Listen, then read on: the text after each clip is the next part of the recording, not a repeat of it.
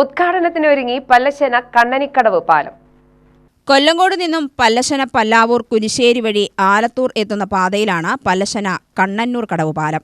7 പതിറ്റാണ്ടിലധികം പഴക്കമുള്ളതും കഴിഞ്ഞ പ്രളയത്തിൽ തകർന്നതുമായ പാലമാണ് റീബിൽഡ് കേരളയിൽ ഉൾപ്പെടുത്തി പുനർനിർമ്മാണം നടത്തിയത്.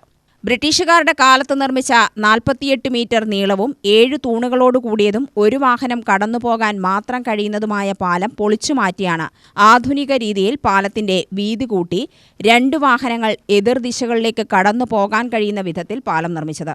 കെ ബാബു MLAയുടെ ശുപാർശ പ്രകാരം പൊതുമരാമത്ത് വകുപ്പ് വകയിരുത്തിയ 4.60 കോടി രൂപ ചിലവിലാണ് പാലം നിർമ്മിച്ചത്.